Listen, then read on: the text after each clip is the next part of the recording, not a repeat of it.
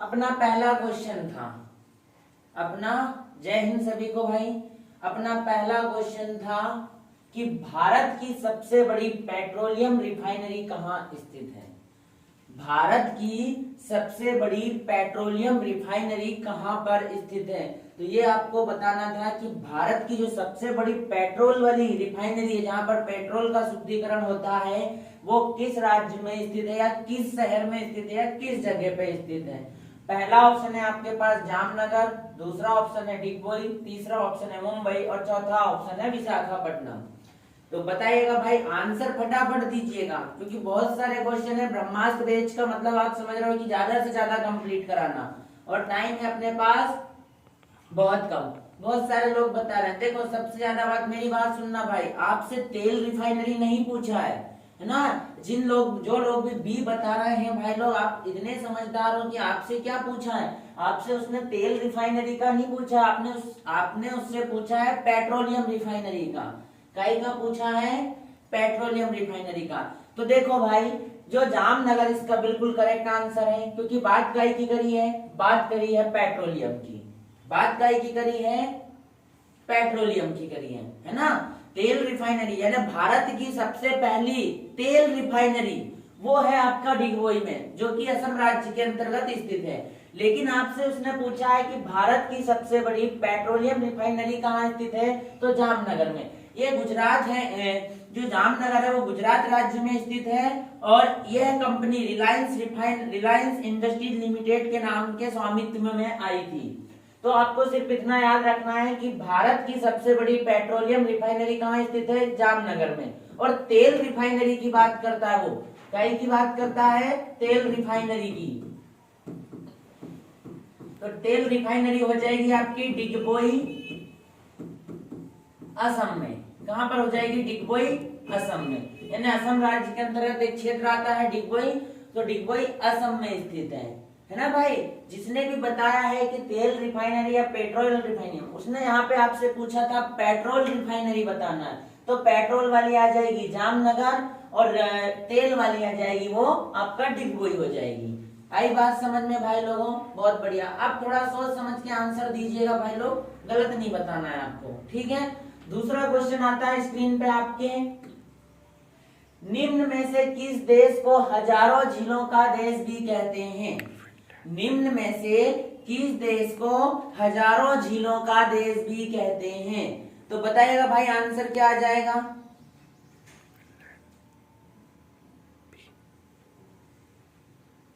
जय हिंद भाई सभी को। आंसर बताइएगा भाई कि निम्न में से किस देश को हजार झीलों का देश भी कहते हैं। पहला ऑप्शन है आपके पास न्यूजीलैंड, दूसरा ऑप्शन है थाईलैंड, तीसरा ऑप्शन है फिनलैंड और चौथा ऑप्शन है कानपुर। बताइएगा भाई क्या आंसर आ जाएगा, बताइएगा भाई क्या आंसर आ जाएगा। ऑप्शन पहला आएगा, दूसरा आएगा, तीसरा आएगा या चौथा आएगा?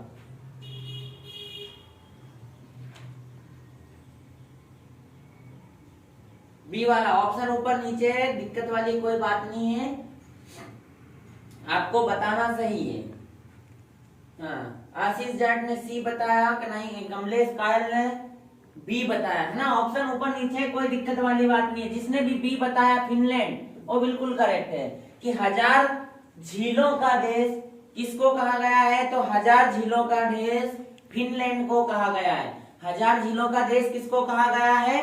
फिनलैंड को कहा गया है। तो भाई याद रखिएगा कि निम्न में से किस देश को हजार झीलों का देश कहा गया है, तो फिनलैंड को कहा गया है। किसको कहा गया है? फिनलैंड को कहा गया है। बहुत बढ़िया भाई, बढ़ते हैं नेक्स्ट क्वेश्चन की ओर। महाराष्ट्र राज्य की राजधानी कौन सी है? आपको बताना है कि महाराष्ट्र जो राज्य है उसकी राजधानी क्या हो जाएगी।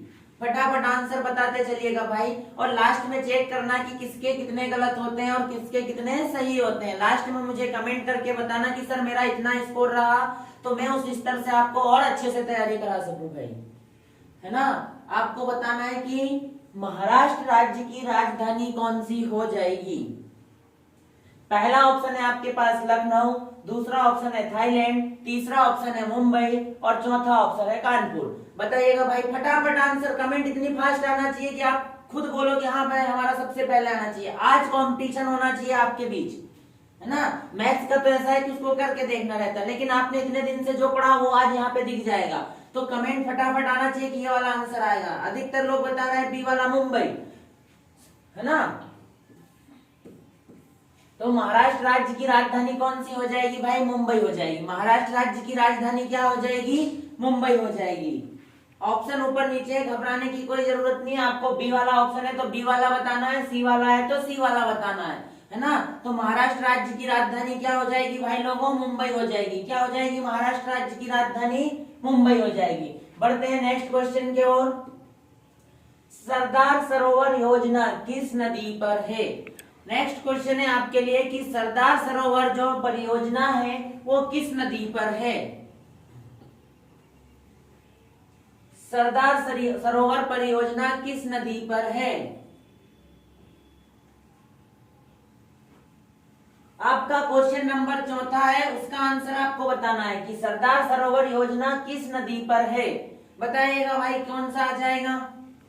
फटाफट कमेंट करिएगा भाई, और चैनल को लाइक करते जाइएगा, सब्सक्राइब भी करिएगा और शेयर भी करिएगा ज्यादा से ज्यादा। बहुत इंटरेस्टिंग कहानी रहेगी, बहुत बिल्कुल ऐसे पढ़ाऊंगा कि आपको सारे क्वेश्चन याद हो जाएंगे। सरदार सरोवर परियोजना किस नदी पर स्थित है?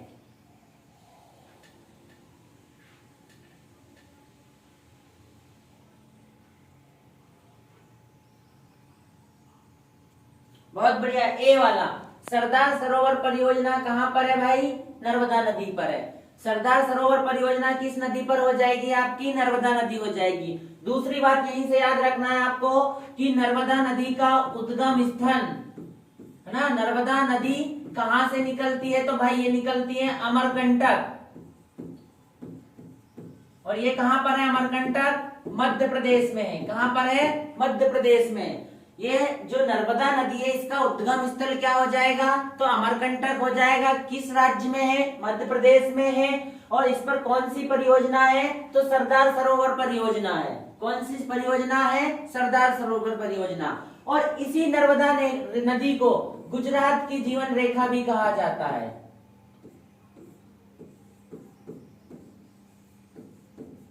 इसी नर्मदा नदी को गुजरात की जीवन रेखा भी कहा जाता है। तो आपके क्वेश्चन यहाँ से 3 से 4 क्वेश्चन बनते हैं कि नर्मदा नदी का उद्गम स्थल क्या हो जाएगा? तो नर्मदा नदी का उद्गम स्थल हो जाएगा अमरकंटक। किस राज्य से निकलती है? मध्य प्रदेश राज्य से निकलती है।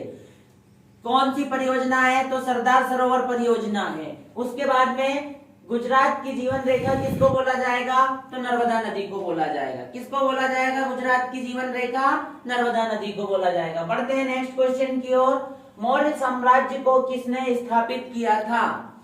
मौर्य साम्राज्य को किसने स्थापित किया था? मौर्य साम्राज्य की स्थापना किसने की? कौन ने इसका विस्तार किया? ये सारी चीजें आपको बताना थी। तो बताइएगा भाई मौर्य साम्राज्य को किसने स्थापित किया था? पहला ऑप्शन है आपके पास बिंबिसार, दूसरा ऑप्शन है चंद्रगुप्त मौर्य, तीसरा है अकबर और चौथा है इनमें से कोई नहीं।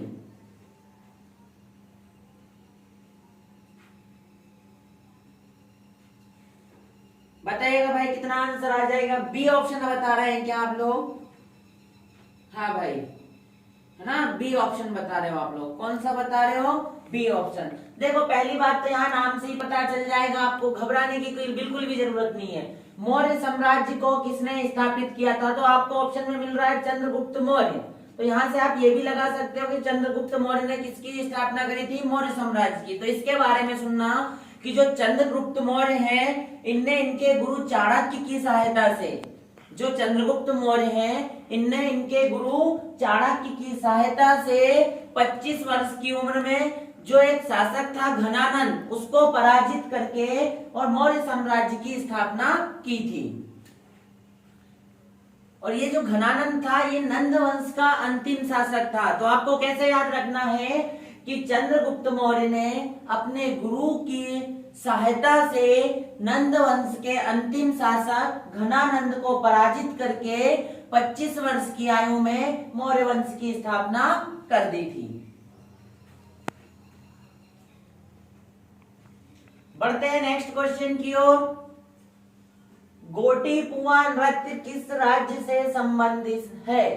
गोटीपुआ नृत्य किस राज्य से संबंधित है? बताइएगा भाई, गोटीपुआ जो नृत्य है वो किस राज्य से संबंधित है? गोटीपुआ किस राज्य से संबंधित है?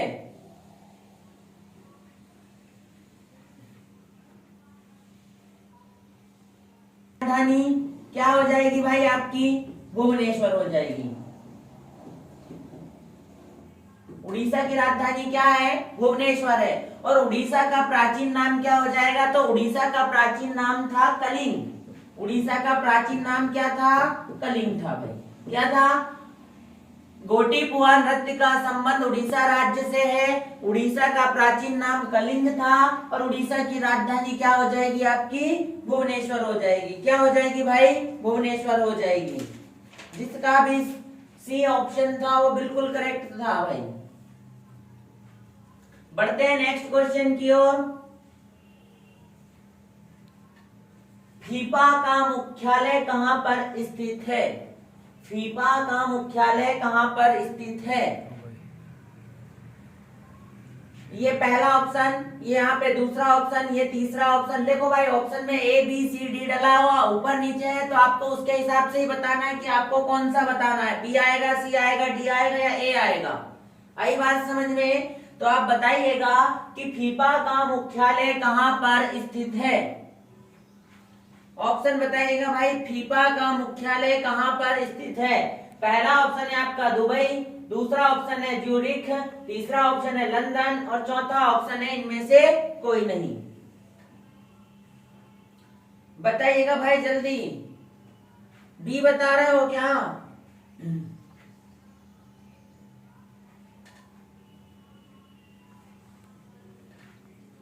बी। आशीष जाट का भी, नितेश दांगी का भी, कमलेश कायल का भी, डियर वर्दिन लव का भी। ठीक है भाई। और बताइएगा भाई किसका कौन सा ऑप्शन आ जाएगा।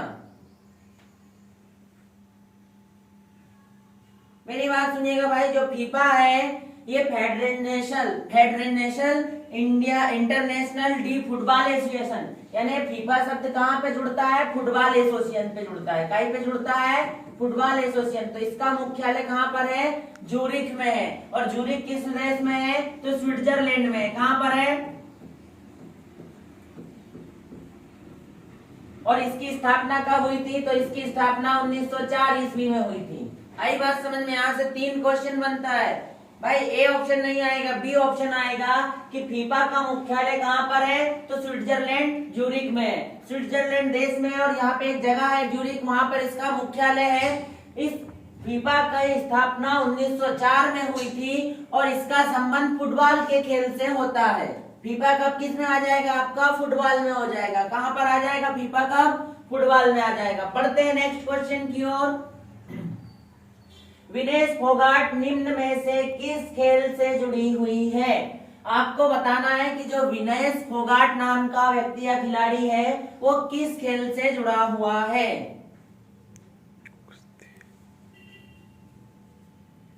ये 4 खिलाड़ी देखो, एक तो साक्षी मलिक, एक विनेश फोगाट, एक गीता फोगाट और एक बबीता फोगाट। ये चारों का संबंध किससे हो जाएगा? तो चारों का संबंध कुश्ती से। कौन कौन? एक तो आपका साक्षी मलिक है, एक आपका विनेश फोगाट,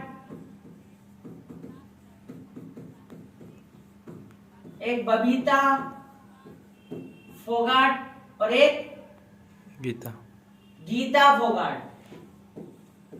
इन चारों का संबंध किस खेल से है? तो इन चारों का संबंध है आपका भाई किस खेल से? कुश्ती से। इन चारों का संबंध किस खेल से? कुश्ती से। इन चारों का संबंध किस खेल से हो जाएगा भाई? कुश्ती से हो जाएगा। बहुत बढ़िया भाई, जिसका भी डी ऑप्शन आया बिल्कुल सही है। मैं बोल रहा हूँ लास्ट में आप चेक करना कि आपका कितना क्वेश्चन सही होता है और कितना गलत होता है। इसलिए चैनल पर कंटिन्यू बने रहें, चैनल को लाइक भी करते जाएं और सब्सक्राइब भी करते जाएं भाई, और ज्यादा से ज्यादा शेयर करो। नेक्स्ट क्वेश्चन है, रानी की वाव नामक बावड़ी किस प्रदेश में स्थित है?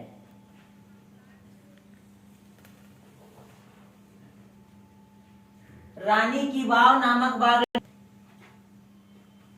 रानी की वाव नामक बावड़ी किस राज्य में स्थित है? तो रानी की वाव नामक बावड़ी आपके गुजरात राज्य में स्थित है, और गुजरात में भी कहां पर? गांधीनगर में। गुजरात में भी कहां पर है भाई? गांधीनगर में है। कहां पर है? गांधीनगर में है।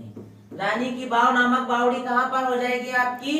गुजरात में हो जाएगी। कहां पर हो जाएगी भाई? गुजरात में हो जाएगी। और ये कहां पर है? गुजरात के भी गांधीनगर में स्थित है। और गुजरात की राजधानी भी याद रख लेना कि गुजरात की राजधानी क्या हो जाएगी?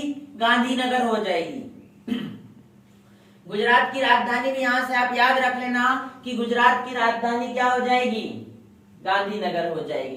राजस्थान की पता है सबको, जयपुर होती है। कर्नाटक की क्या हो जाएगी भाई? बेंगलोर। बेंगलोर। कर्नाटक की क्या हो जाएगी? बेंगलोर। हरियाणा का चंडीगढ़ हो जाएगा। आई बात समझ में? तो राजधानियां भी यहीं से याद हो जाएगी आपको। बस आपको कंटिन्यू बना रहना है भाई। नेक्स्ट क्वेश्चन है आपके लिए कि महात्मा गांधी के द्वारा प्रकाशित की गई पत्रिका का नाम क्या था? यानी जो महात्मा गांधी ने एक पत्रिका प्रस्तावित की थी या चलाई थी, उस पत्रिका का नाम आपको बताना था। तो बताइएगा भाई, आपका आंसर क्या आ जाएगा? महात्मा गांधी के द्वारा प्रकाशित की गई पत्रिका का नाम क्या हो जाएगा? बताइएगा भाई, जल्दी फटाफट आंसर बताइएगा। आशीष जाट लास्ट आंसर था आपका। इसके बाद फटाफट कमेंट करिएगा भाई,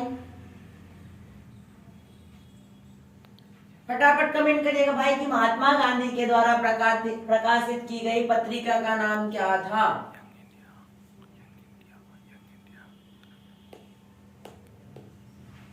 महात्मा गांधी के द्वारा प्रकाशित की गई पत्रिका का नाम क्या था? बताइएगा भाई फटाफट, इतना टाइम नहीं लगना चाहिए। इतने सारे लोग जुड़े हुए हैं, मिनिमम 10, 12, 15 लोग, 20 लोग, जितने भी जुड़े हुए हैं, आंसर ही नहीं बता पा रहे हैं। सो रहे हो क्या भाई लोग आप?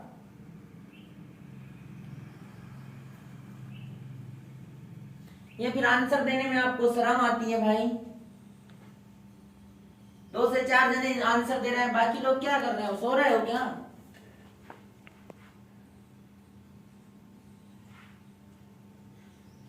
कमलेश कायल का ए और नितेश दानी का भी ए आया है।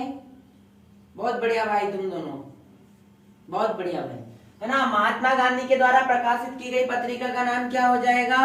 यंग इंडिया हो जाएगा। और ये क्या हो जाएगा आपका?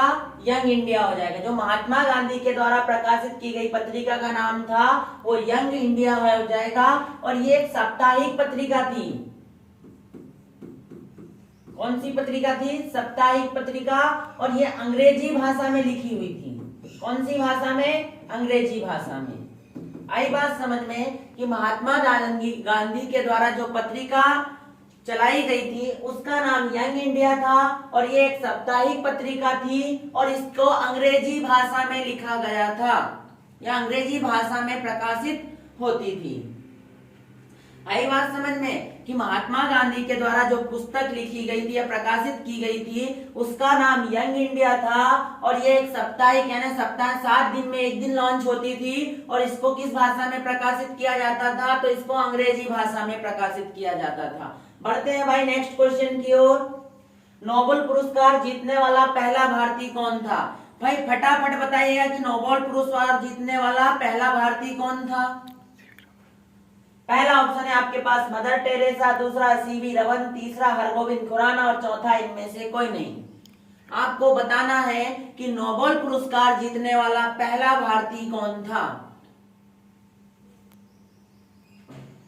आपको बताना है कि नोबेल पुरस्कार जीतने वाला पहला भारतीय कौन था। भाई आंसर फटाफट दीजिएगा यार। अब मेरी बात ये भी सुन लेना, उसने पूछा है कि नोबेल पुरस्कार जीतने वाला पहला भारतीय पूछा है आपसे, ना कि विदेशी पूछा है।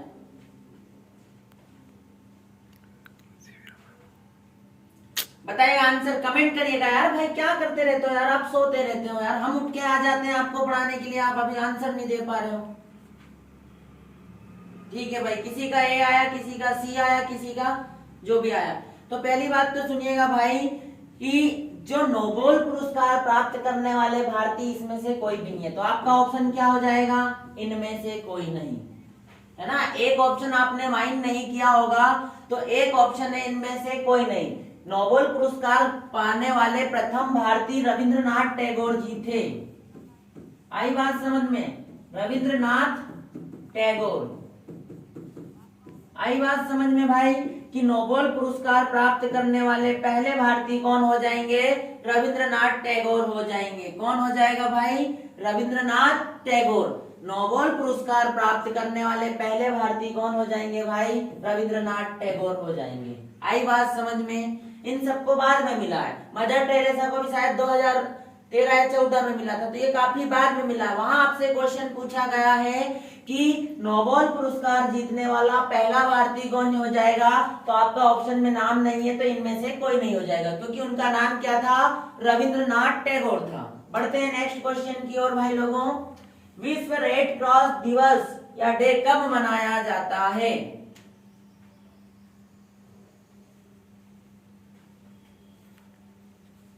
विश्व रेड क्रॉस दिवस कब मनाया जाता है? बताइएगा भाई कि विश्व रेड क्रॉस दिवस कब मनाया जाता है। ऑप्शन बताइएगा भाई कि विश्व रेड क्रॉस दिवस कब मनाया जाता है। पहला ऑप्शन है आपके पास 8 मार्च, दूसरा है 1 मई, तीसरा है 8 मई और चौथा है इनमें से कोई नहीं। बताइएगा भाई विश्व रेड क्रॉस दिवस कब मनाया जाता है।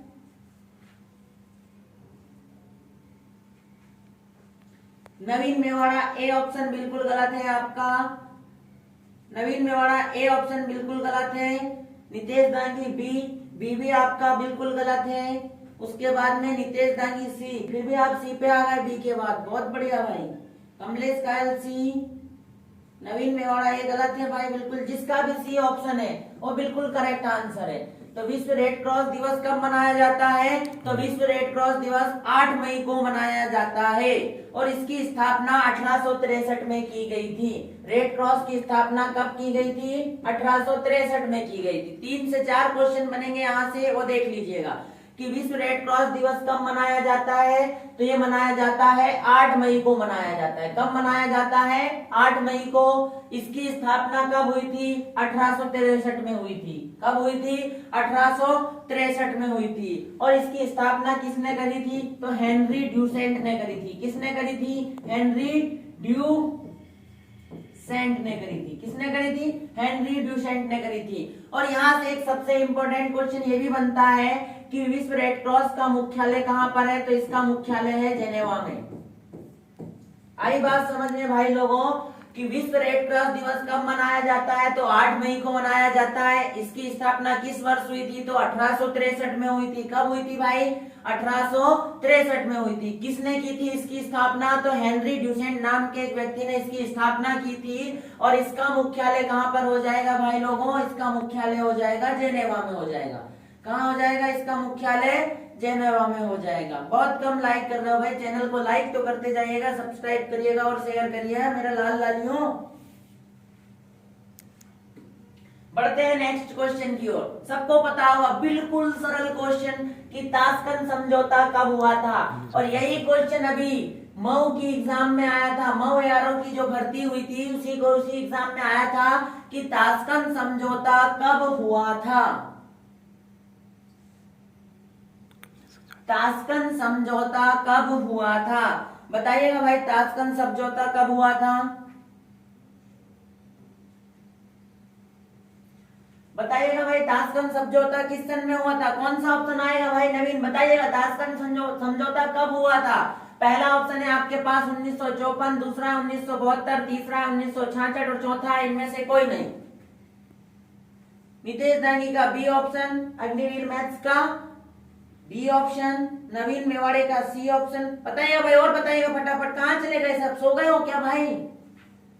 अरे 20-30 मिनट और चलेगी क्लास भाई, जुड़ जाओ फटाफट, बहुत कुछ सीखने को मिलेगा।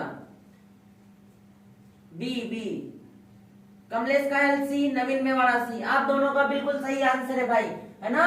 ताशकंद समझौता हुआ था 1966 ईस्वी में। क्या हुआ था? ताशकंद समझौता 1966 ईस्वी में। कब हुआ था? 10 जनवरी 1966 में हुआ था।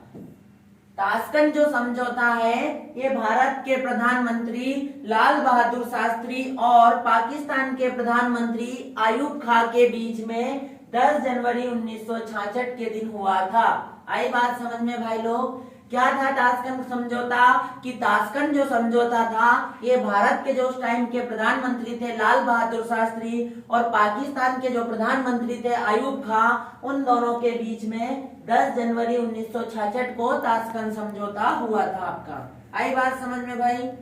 1972 में शिमला समझौता हुआ था भाई। आई बात समझ में, है ना? तो थोड़ा उसको समझिएगा क्वेश्चन को। पढ़ते हैं नेक्स्ट क्वेश्चन की ओर।